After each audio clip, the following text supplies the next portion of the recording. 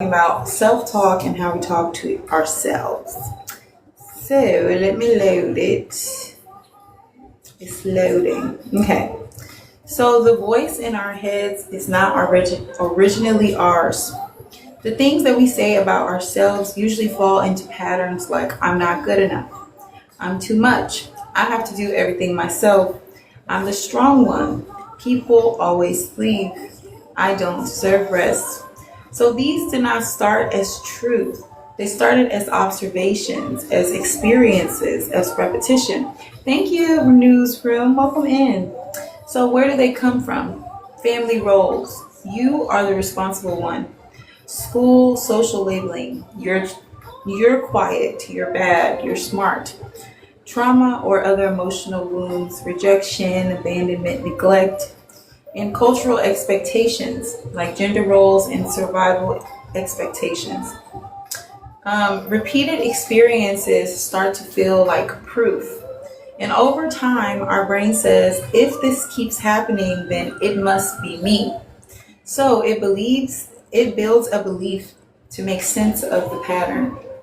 So these beliefs were actually tools. Every belief that we have about ourselves served a purpose at one point. So the belief of I don't need anyone, it once protected us from disappointment, abandonment, and how it helped us, it kept us independent. The belief of I'm the strong one protected us from being overlooked or unsupported, and it gave us control.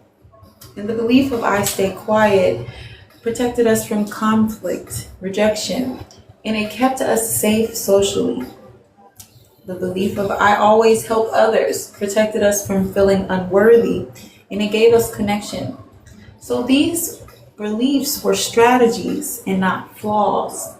They helped us stay safe, to stay loved, and to avoid rejection, to stay in control, and to survive emotionally.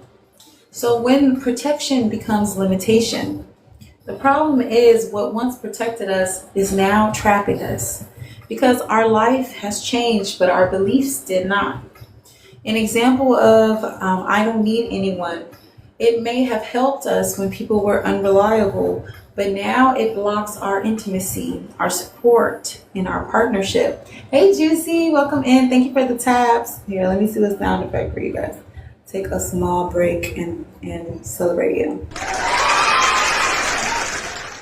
Okay, so now it blocks intimacy, support, and partnership. The idea of I'm the strong one. It once helped us survive, but now we can't rest or receive help. The belief of I stay quiet. It helped us avoid conflict, but now our needs go unmet.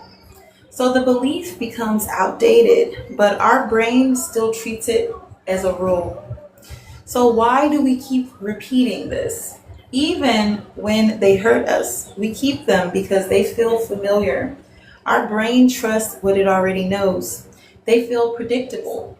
Even if it's painful, we can predict what's happening and it feels safe. They are identity based. You are saying this is just how I am. This is just who I am. And your brain prioritizes familiar over healthy. So you do not have just the belief, you live it out. So we choose people that confirm that belief. We interpret situations through that belief and we react in ways that reinforce those beliefs. So how do we start shifting the beliefs? Not by forcing positive affirmations, but by updating our belief system. The first step is we can catch the statement. We can ask ourselves, what do I say about myself often? Thank you, Juicy. I appreciate you. Thank you for stopping in. So the example is I always have to do everything alone. Step 2, we can trace it back. Where did I learn this? Shout out to Queen Movetta. Shout out to Queen AJ. I Queen figured out that's what's Shade, making me Queen Erica. Thank you that's what's guys. making me Thank you oily, like so super much. oily. Thank you so That's much. why I I don't use that no appreciate it. more. Damn, look at I my people. Hold on. appreciate, yes. Can I? This is my second one. Listen.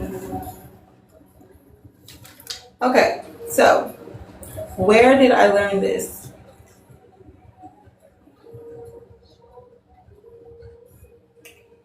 A time that we had no help, a pattern of being let down, a role that we were given.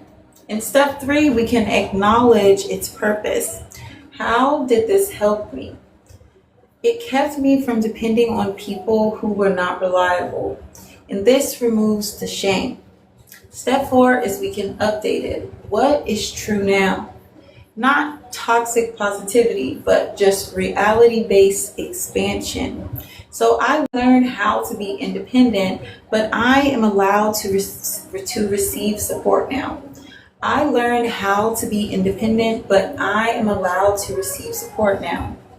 In step 5, we can practice a new response. Because beliefs do not change through thinking. They change through new experiences. We can ask for help, even if small. We can express a need. We can let somebody show up for us and set a boundary. So the real goal is flexibility and not perfection. You're not trying to become a completely different person. Honey. Hey, Katie, how you doing, honey? Welcome in. Happy, fabulous Freedom Friday.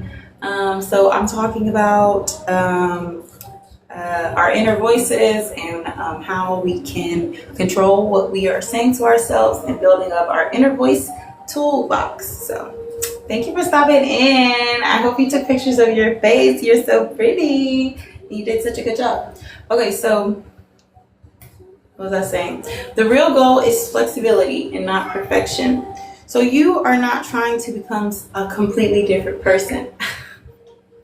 You're trying to move from rigid identity. You're just not alone. We all talk bad to ourselves. It's okay. We're trying to move from rigid identity to adaptable awareness. From I am this way to this is something I learned and I can choose differently when I need to. Most of the things that we believe about ourselves are not our essence. They are our adaptations, our patterns, our protection strategies. In the moment that we say that this made sense for who I was and what I went through, we create a space to ask, but does this still make sense for who I am becoming? And that is where the real change happens. So that's the end of one.